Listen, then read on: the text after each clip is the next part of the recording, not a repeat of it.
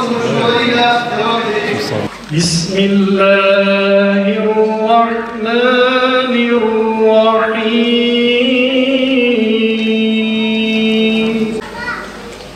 Ma kana alen nebi min haracin fîmâ feradallahu leh.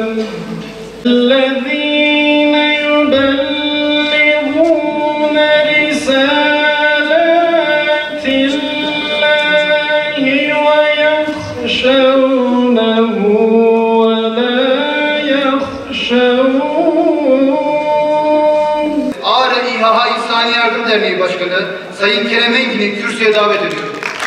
Bizler zamanın üstümüzdeki külleri, zamanın bize yüklediği, getirdiği bütün tortulardan bir şekilde arınacağız, silkeleneceğiz, kendimize geleceğiz.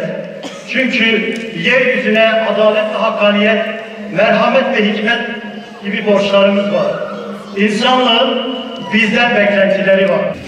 İşte biz de hayatta örnek yaptığımız ilahi insan, gönder insan, Peygamber Efendimiz ise onu biz İlah, örnek insan olarak almış ise işte o zaman gençliğimizde gençlik, ailemizde huzurlu, ülkemizde huzurlu, beldemizde huzurlu, dünyada huzurlu olur.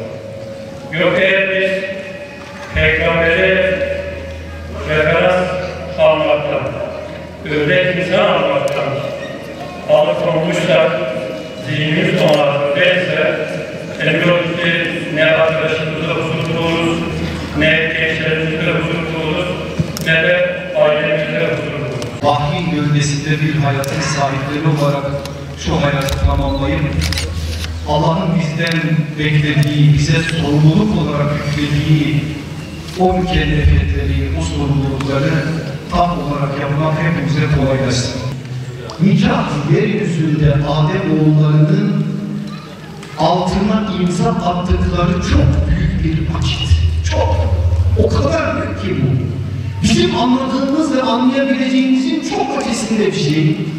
Böyle olmasına rağmen süreç biraz geçince, mesela 5 yıllık, 10 yıllık, 15 yıllık, 20 yıllık evlilikler yürüyünce ister istemez bir ülfet oluşuyor eşler arasında. Ülfet de istenilen oranda saygıyı, sevgiyi tesis ettirmiyor.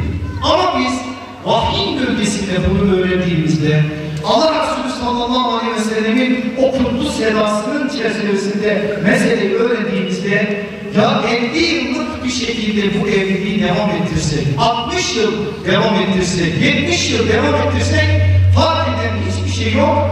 Sürekli bu emanet meselesinin gündemden düşürülmeden yerine getirilerek devam edeceğine dair bir sorumluluğu anlamış olduk.